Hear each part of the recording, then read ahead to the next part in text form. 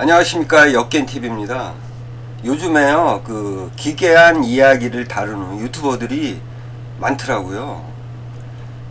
그래서 봤더니 어떤 이야기냐면 신라 동쪽에 거인이 산다는 거야. 거인. 물론 이 사람들이 뭐 근거 없이 이런 거를 다루지는 않겠죠. 근거가 있겠죠. 그리고요, 우리나라뿐만 아니라 세계 곳곳의 거인에 대한 이야기는 상당히 많습니다. 그리고 어렸을 때 뭐 영화도 있었잖아요. 걸리버 여행기. 그래서 오늘 이 신라 동쪽에 있었다는 이 거인의 나라 실체에 대해서 한번 알아볼까 합니다. 그런데요, 이 거인에 대한 이야기가 이렇게 나오게 된 근거가 있다고 말씀드렸잖아요. 그 근거가 뭘까요? 당연히 기록이죠. 기록에 있기 때문에 이 사람들이 그렇게 얘기를 하는 거지. 당나라 때입니다. 유양잡조라는 이제 수필집이에요. 수필집. 그러니까 당나라 말기 때죠. 이때 단성식이라는 사람이 이제 지었다는 수필집인데, 이게 수필집이 그냥 수필집이 아니라 이제 기괴한 이야기들을 이제 모아놓은 그러한 수필집인 거죠. 여기에 이제 있다는 겁니다. 기록이. 근데 이 유양잡조가 나왔던 시기가 이제 9세기 한 중반 이 정도에 이제 나왔던 거죠. 이게 유양잡조라는 수필집이. 여기에 기록을 보시면 신라국은 동남쪽으로는 일본과 가깝다. 그렇지? 그런데 신라 동쪽으로 장인국과 인접해 있다는 겁니다. 장인국. 요 장인국이 뭡니까? 키 큰 사람들이지. 거인. 그러니까 중국에서는 이제 거인을 장인이라고 합니다. 근데 이 장인국 사람들은 어떤 사람들이냐? 키가 3장. 3장이면요, 제가 얼추 이렇게 계산을 해본 결과 한 9m 정도가 됩니다. 키가 9m 정도 되는 거야. 와. 그리고 톱 같은 이에 갈고리 같은 손톱, 또 불에 익힌 음식은 먹지 않고 짐승을 사냥하면서 때로는 사람도 먹는데 이런 사람들이 신라 동쪽에 있었다는 거야. 이 유양잡조라는 기록에 따르면 그렇다는 거죠. 그리고 더욱 놀라운 것은 이 장인국이 신라랑 이제 인접해 있는데, 그 신라하고의 그 경계 지점이 이제 수천 리에 달하는 산으로 이루어졌대요. 산으로. 그러니까 장인국하고 신라 사이에 이제 수천 리에 달하는 산이 있었다는 거야. 그래가지고 중간에 있는 산골짜기는 이제 철문으로 봉쇄를 했답니다. 그러니까 이 장인 애들이 신라로 쳐들어올 것을 막기 위해서 이제 그것을 철관이라고 불렀다는 거죠. 그리고 항상 수천 명의 그 궁수, 그러니까 세뇌죠, 세뇌. 이제 그곳을 지키게 했다는데, 그래가지고 그것을 통과할 수 없게 만들었다는 거죠. 이 유양잡조에서 말하는 그 당시에 어떤 사항인 거죠. 여기에 이제 처음으로 거인에 대한 이야기가 등장을 하게 된 겁니다. 그리고 이제 이 유양잡조에서 이제 이 거인을 봤다는 사례를 이제 기록에 남긴 겁니다. 그러니까 서기 742년에서 756년 사이라고 추정이 되는데, 이때 이제 당나라가 신라로 보내는 이제 사신을 이제 구하고 있었던 차입니다. 그때 나이 많은 그 위요라는 사람을 이제 사신으로 보내려고 했던 겁니다. 근데 이 위요가 거절을 한 거야. 나 못 가. 나이도 들었고, 그 먼 신라까지 내가 언제 가냐고, 뭐 이런 거죠. 그래서, 근데 그 당나라 입장에서는 이 사람을 좀 이해를 시키려고 이제 이런 얘기를 했다는 거야. 그 신라를 이제 다녀온 적이 있었던 그 빈객이 이런 이야기를 했다는 겁니다. 서기 650년에서 655년 사이입니다. 요때라면 이제 그 신라에서는 김춘추가 왕이었을 때죠. 이때 이제 그 당나라 사신이 신라에 도착을 한 후에 이제 일본으로 가려고 이제 바닷가로 나간 겁니다. 그때 이제 풍랑을 만나가지고 수십 일을 이제 표류를 했다는 겁니다. 근데 어느 해안가에 도착을 했대요. 근데 그곳에 보니까 키가 2장 6m입니다. 이 거인들이 있었다는 거예요. 얘네들하고 만났다는 거야. 근데 이 거인들이 이 당나라 사람들을 잡아가지고 이제 가뒀다는 거죠. 그래가지고 이 거인들이 이 당나라 사람 중에 이제 좀 괜찮은 상태가 양호한 한 50명을 뽑아가지고 삶아서 먹었대요. 이런 사례가 있었다는 거죠. 유양잡조의 내용입니다. 어쨌든 사례까지 있었던 거야. 그러니까 신라로 갔던 당나라 사신의 입에서 입으로 전해진 얘기죠. 사례까지 있었다는 거야. 그리고요, 이제 이 유양잡조 이후에 그 옥당화나라는, 여기도 이제 그 야담집이죠. 기괴한 이야기를 다루는, 여기에도 거의 비슷한 내용이 나온다는 겁니다.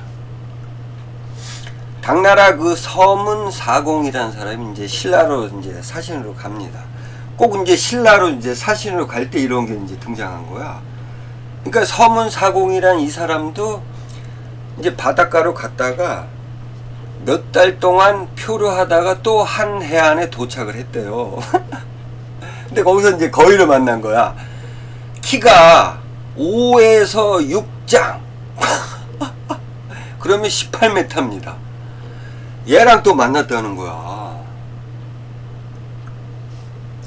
그러니까 신라로 가는 사신의 어떤 그 입으로 전한 얘기를 이제 이 유양잡조하고 그 다음에 옥당하나라는 여기에 이제 기록이 이제 된 겁니다. 그러니까 모든 그 거인에 대한 얘기는 여기서부터 이제 출발을 하게 된 겁니다. 아시겠죠? 근데 뭐 유양잡조나 옥당화나는 그냥 우리가 쉽게 말하는 그 가십거리잖아요. 그냥 떠도는 이야기야, 소문이야. 뭐 그렇게 그냥 재밌게 그냥 흘러가면 그냥 끝났을 텐데, 이 이야기가요, 거인에 대한 이야기가 역사서에 등장을 하게 된 겁니다. 그러니까 가십거리로만 생각했던 이 거인에 대한 이야기가 역사서에 수록이 된 거야. 어떤 역사서냐면 1060년에 편찬된 신당서에 기록이 있는 겁니다. 와, 역사서에 들어간 거야. 역사서에 들어갔다는 건 그건 뭡니까? 그 이야기가 실제적인 이야기라고 할 수도 있다는 거죠. 아시겠죠? 근데 좀 내용이 제가 소개를 해 드릴 텐데, 그러니까 이 옥당 유양잡조나 옥당하나의 이야기는 조금 우리가 생각을 할 때 조금 뭐랄까, 조금 전설적인 그러한 이야기처럼 들리는데, 이 신당서의 그 내용은 굉장히 구체적이고 뭐랄까 실제화시킬 수 있는 그러한 겁니다. 아주 놀라운 거죠. 자, 신라 동쪽으로 이제 신라가 장인국을 막는 데입니다. 장인국이 있었다는 거야. 근데 신라가 이 장인국을 막고 있었다는 거야. 근데 이 장인국의 사람들이 어떻게 되냐, 그 생김새가 키가 3장 9m죠.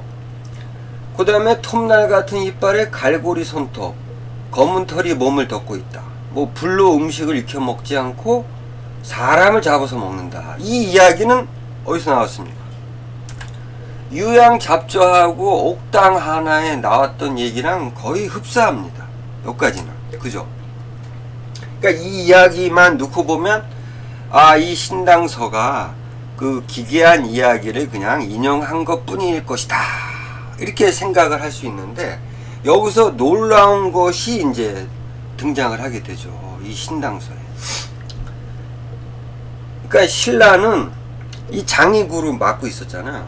이 신라하고 장인국 사이에는 산이 수십 리나 이어져 있답니다. 그러니까 경계 지점이. 그리고 골짜기가 있어가지고 철합으로 막고 관문이라고 부른답니다. 그러니까 철문이 있었다는 거지. 철문으로 이 장인국들이 신라를 공격하기 때문에 이거를 막고 있었다는 겁니다. 와. 그 다음에 신라는 항상 세뇌를 쓰는 군사 수천 명을 두어가지고 이 장인국이 공격하는 것을 막고 있었다는 거야.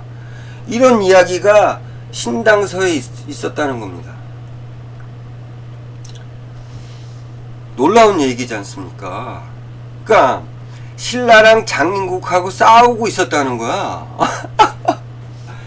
그러니까 앞서서 그 유양잡조나 옥당 환화에서는 그냥 이 장인국의 어떤 이 사람들의 어떤 키나, 그 다음에 이 사람들의 모습, 그 다음에 이 사람들의 생활 형태, 이런 것들만 나와 있는데, 이 신당서에는 완전히 신라하고 이 장인국하고 전투를 벌이고 있었다, 이런 얘기까지 수록을 한 겁니다. 와. 근데 이 신당서 이전에 이러한 기괴한 이야기가 삼국지 유지 동의전에도 나옵니다. 동옥저전에 나옵니다. 그러니까 왕기가, 그러니까 광구검이 고구려를 공격했을 때를 얘기하는 거예요. 동천왕을 이제 추격을 했답니다. 그래가지고 이제 동쪽 경계 끝까지 갔대요. 그래서 거기 사는, 동옥저에 사는 노인네한테 이제 말했다는 거야. 이 동쪽 너머는 뭐가 있습니까? 이러고. 그랬더니 그 동옥저의 노인이 이렇게 얘기를 했다는 겁니다. 바다 가운데 떠올라 있는 베옷 입은 사람을 건졌다는 겁니다. 그랬더니 이 베옷의 그 두 솜의 길이가 얼마냐면 3장 9m. 그러니까 키 큰 사람이 있었다는 겁니다. 이 바다 가운데, 이 동옥저의 동쪽 바다 가운데 거인이 있었다는 얘기인 거지.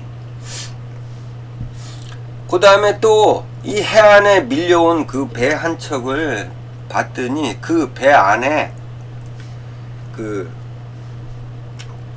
거인이 있었는데, 그 거인의 목 부분에 얼굴이 있었다는 거야. 이 목에 얼굴이, 와. 그러니까 이런 특이한 이 거인의 나라는 옥저의 동쪽 큰 바다 가운데 있었다는 얘기를 이제 했다는 거야. 이 이야기가 삼국지 유지 동의전에 있습니다. 그때부터 그냥 삼국지 유지 동의전에 왜 이런 이야기가 들어갔느냐, 제가 볼 때는 이 동이족에 대해서 잘 몰랐잖아요, 이 중국 애들이. 그러니까 이제 물론 이제 삼국지 유지 동의전에 따르면 이 광구검의 군대가 동쪽 바다에까지 이르렀다고 이렇게 볼 수가 있는데, 자, 뻥이라는 건 제가 여러 번 방송을 했기 때문에. 근데 어쨌든 간에 중국인들의 입장에서는 이 동이족들이 굉장히 신비로웠다는 거죠. 자기들하고 틀리니까. 또 흉노족하고 또 틀리는 그러한 또 이 종족이기 때문에 이런 괴 소문들이 이제 정사에 수록이 된 겁니다. 그러니까 이와 비슷한 거죠. 신당서에 이런 얘기가 수록이 됐다는 것은 삼국지 유지 동의전처럼 그렇다고 볼 수가 있는 겁니다. 그러니까 근데 이 신당서의 이야기가 진짜 실제적이냐 뭐 그렇지는 않지만 역사서에 수록이 됐다는 게 이게 중요한 거죠. 아시겠죠? 그리고 뒤에서 말씀드리겠지만 신당서가 왜 이런 이야기를 자세하게 수록을 했는지 그 이유가 있다는 겁니다. 그건 뒤에서 말씀을 드릴게요. 어쨌든 간에 이 신당서의 이런 기괴한 이야기를 김부식이는 한마디로 정의를 내립니다. 이는 모두 전해지는 소문이되 실제적인 기록은 아니다. 이러고 그냥 소문일 거야. 이게 어떻게 실제적인 이야기가 될 수 있느냐고. 아시겠죠? 이렇게 해서 이제 일단락이 되는 것처럼 보였는데 이게 조선시대에 들어와 가지고요 여러 가지 문집에 거인의 얘기를 이제 막 수록을 하게 됩니다. 그러면서 막 일파만파로 이게 번진 거야. 그러니까 조선 사람들도 어딘가에 바다 쪽에 이제 거인이 산다. 이거를 이제 어느 정도 믿게 되는 거죠. 근데 이것을 이제 현대에 들어와서 진짜 거인들이 있다고 실제화시키는 그런 행위들이 발생이 된 겁니다. 그러니까 이 사람들, 그러니까 거인의 나라가 있었다는 것을 실제화시키는 이 사람들이 이 근거로 삼는 게 있습니다. 근거로. 일단 삼국사기에 근거가 있어요. 그러니까 서기 57년에 이제 탈해 이사금이 왕위에 올랐다는 기록이 있습니다. 근데 이 탈해가 원래는 이제 뭐 본래 다파나국에서 태어났는데 이 나라는 외국의 동북쪽 일천리 밖에 있었다는 겁니다. 여기서 이제 떠내려와서 탈해가 신라국에 도착했다는 내용이 있잖아요. 근데 이게 중요한 게 아니고 이 탈해의 키가 9척이나 된답니다. 9척. 그러니까 그 당시 어떤 뭐 당나라 어떤 그 도량을 도입을 했는지 아니면 한나라의 도량을 도입했는지 모르겠지만 어쨌든 간에 그 당시 9척이라고 하면은 한 키가 한 2.2m 정도 되는 거라고 생각이 됩니다. 그러니까 탈해가 신장이 2.2m 정도 됐었다는 거예요. 키가 굉장히 컸었다는 거지. 그 당시에 보통 한 1m 한 60 정도, 남성의 키가 1m 60 정도에서 70 정도 되는데 2.2m였다는 거야. 그 다음에 이제 그 삼국유세에 따르면요, 진평왕은요, 진평왕 아시죠? 서기 이제 579년에 왕이 올랐는데 키가 11자. 그러니까 이제 이거를 이제 치수로 따져보면 2.6m 정도 됩니다. 와. 그 다음에 또 삼국유세에 또 이런 얘기도 있어요. 그러니까 문무왕이 처음 왕위에 올랐을 때 얘기예요. 서기 661년에 이제 남쪽 바다에 여자 시체가 하나 떠밀려 왔는데 키가 무려 73자. 나 이거 계산도 안 했어. 그 다음에 발의 길이가 6자. 와. 그럼 뭐 음문의 길이가 3자. 뭐 그렇다는 거죠.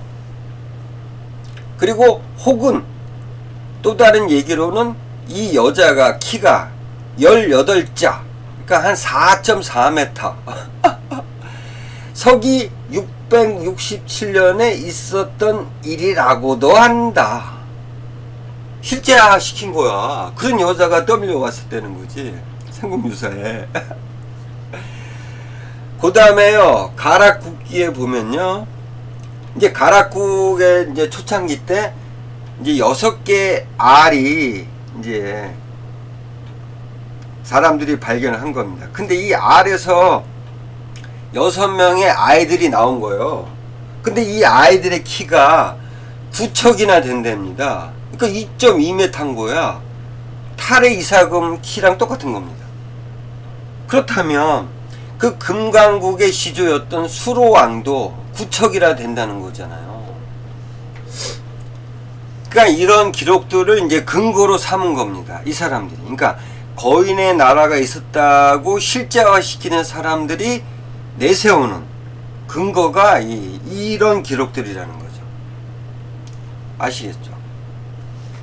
근데요, 보통 특히 이제 왕들이나 아니면 뭐 이런 황당한 뭐 이제 바다에서 떠밀려 왔다, 이런 거인들이, 이런 얘기는요, 제가 볼 때는 이런 겁니다. 이제 보통은 이제 왕들의 어떠한 키를 나타내지 않았습니까? 왜 왕들의 키를 이렇게 거인과 비슷하게 이렇게 큰 키로 묘사를 했는지 그 이유를 아셔야 됩니다, 여러분. 왜 그럴 것 같습니까? 신라 왕들을 왜 이렇게 거인으로 만들었을까요? 그 이유는 뻔합니다. 신성함을 나타내기 위한 거예요. 신성함. 아시겠죠? 그러니까 보통 사람들의 키보다 크잖아, 왕들이. 그렇다는 건 뭡니까? 좀 특별하다는 걸 내세우기 위한 거죠. 신성함입니다. 나는 너희들하고 틀려, 이런 거죠. 단순한 거예요. 단순한 거. 그러니까 삼국사기나 삼국유세에 나오는 신라 왕들의 신장을 이렇게 크게 묘사한 이유는 바로 이 신라 왕들의 어떤 신성함을 묘사했다고 보는 겁니다. 아시겠죠? 그리고 이 기록은요, 왕들이 신성하다고 생각하는 이 신라 왕들의 신성함을 나타내기 위해서 거인으로 만들었잖아요. 한나라 때요, 사기에 따르면, 사마천이 쓴 사기에 따르면요, 이 한무제 때, 이 한무제가 이제 신선에 미쳐가지고 이제 신선을 찾아오라고 이제 명령을 합니다. 근데 이제 이 산동반도, 지금의 산동반도 동쪽에 바레만이죠. 거기에 이제 복례산이라고 있답니다. 이제 신선들이 사는 산이 있다는 거야, 바다 가운데. 그걸 찾으려는 거야, 그거를. 신선을 찾으려는 거지, 신선. 그러니까 한무제가 이렇게 신선을 찾아오라고 명령을 하니까 신하인 공손경이라는 사람이 먼저 이제 산동반도 쪽으로 갑니다. 그래가지고 이제 동네에 도착을 했다는 겁니다. 그랬더니 밤에 이상한 거인을 봤대요. 근데 그 사람의 키가 몇 장이나 되었다는 겁니다. 아시겠죠? 자, 이 내용, 이 기록이 의미하는 것이 뭡니까? 그러니까 한나라 때 거인이 이제 등장을 한 겁니다. 근데 이 거인은 뭘로 본 겁니까? 한나라 사람들은 신선하고 이제 똑같이 생각을 했다는 겁니다. 아시겠죠? 제가 왜 이 말씀을 드리냐면, 거인은 이 중국에서 한나라 때는 이제 신선하고 동일시했다는 거죠. 그 다음에 이 삼국상이나 삼국유사의 기록에 따르면 이 신라 왕들이 키가 컸다. 이거는 이제 이 신라 왕들의 신성함을 묘사하기 위해서 그런 기록이라는 겁니다. 아시겠죠? 실제로 거인이 있었다기보다는요, 신선 아니면 신라 왕들의 어떤 신성함을 나타내기 위해서, 그래서 거인이 등장한 겁니다. 아시겠죠? 근데 이게 현대에 들어와 가지고요, 미디어에 이제 뭐 영화에 나왔던 겁니다. 이게 일본 영화입니다. 그러니까 1889년에 이제 나온 영화예요. 거인에 대한 이야기입니다. 이거 이거를 막 돌아다니더라고 유튜브에. 이게 진짜 실제 있다는 거야. 이게 이 거인이 그냥 단순한 영화입니다. 영화. 일본 영화예요. 아시겠죠? 그리고 이제 그 뭐 기독교를 믿는 사람들이 이제 소돔과 뭐 고모란가 거기에도 거의 나오잖아. 정기적으로 이제 기독교에서는 이제 거인에 대한 이야기가 나오기 때문에 뭐 기독교를 믿는 어떤 그 유튜브도 이제 거인이 실제한다고, 또 뭐 아프가니스탄에서 뭐 거인을 잡았다는 얘기도 막 돌고 있어요. 어쨌든 다 뻥인 거야. 어? 근데 이제 그 중요한 거는요, 이게 거인을 실제화 시키는 사람들이 특히 한국에 이 사람들이 내세우는 이제 근거가 이제 삼국사기나 삼국유사에서 신라왕들의 키가 컸다.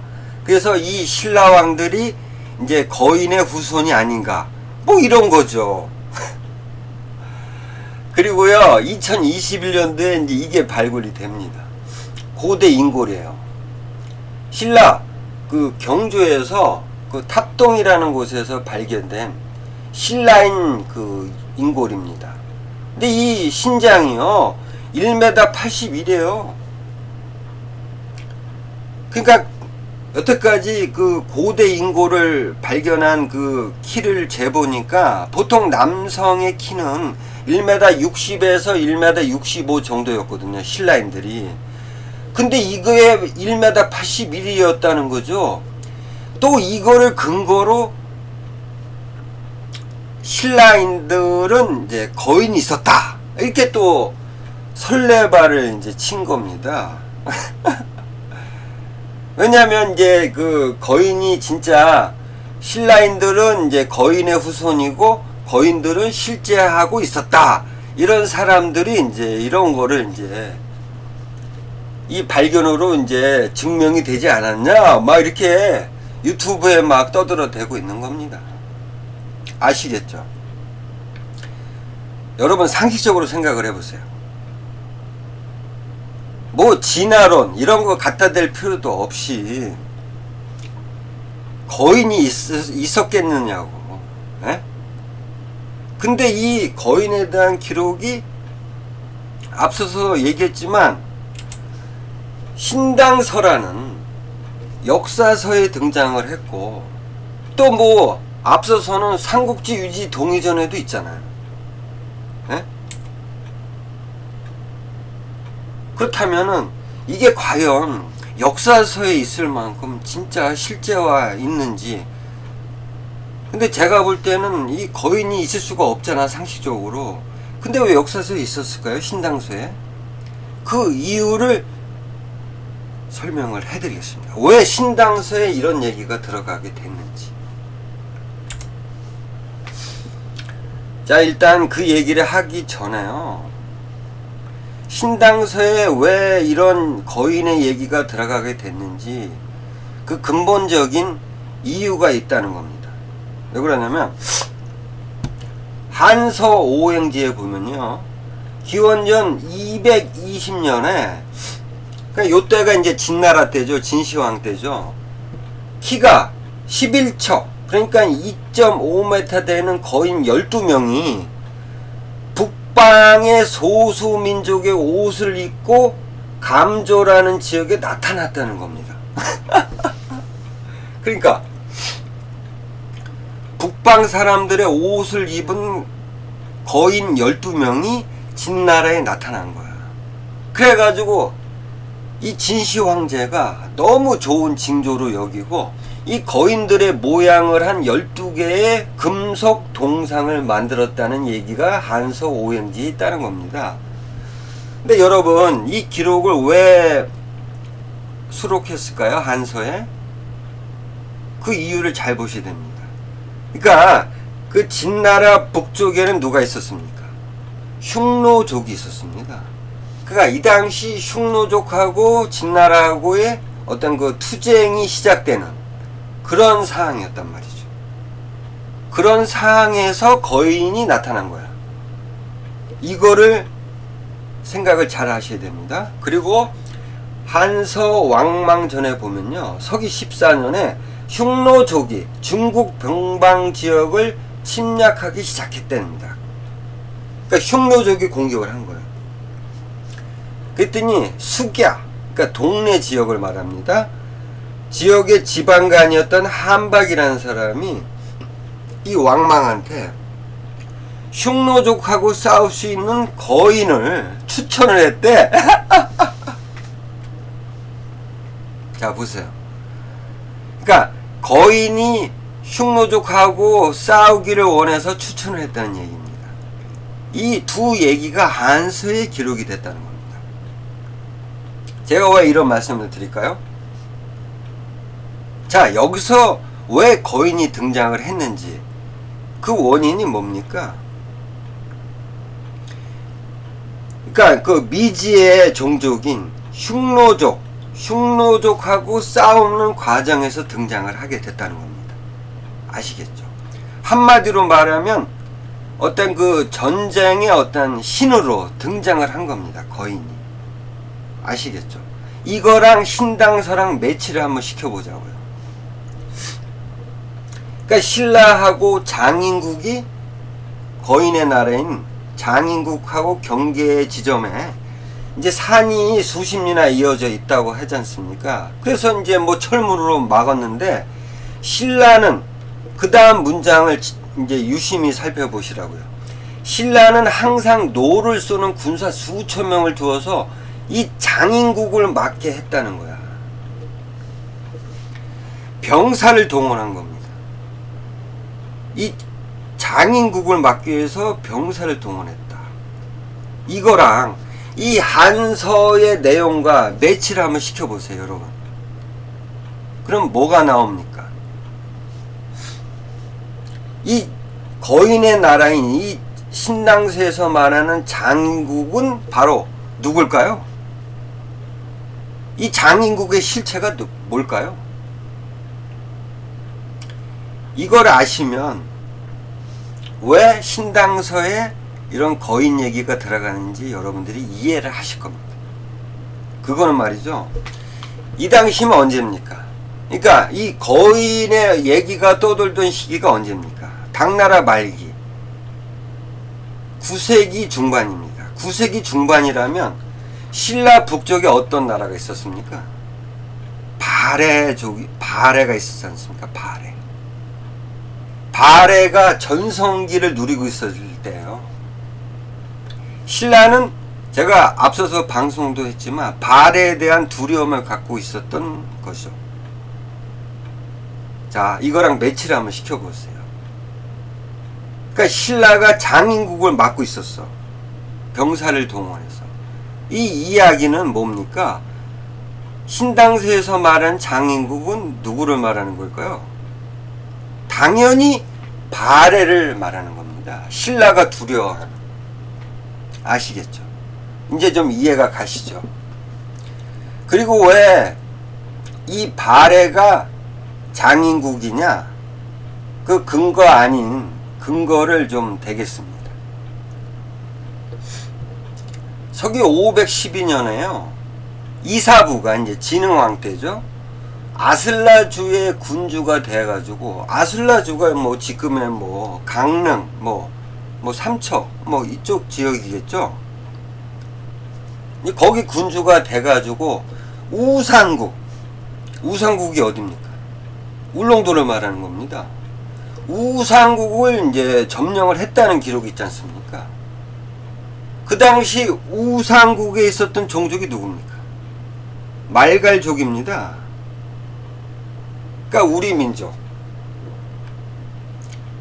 그러니까 함경도로부터 강원도까지 있었던 예족을 말합니다. 예족들이 울릉도에 있었다는 겁니다. 그거는 곧 무엇을 말하는 겁니까? 배를 다루는 기술이 있었다는 겁니다. 아시겠죠? 그러니까 그 동해 바닷가에 있는 우산국에서 살고 있었다는 겁니다. 아시겠죠?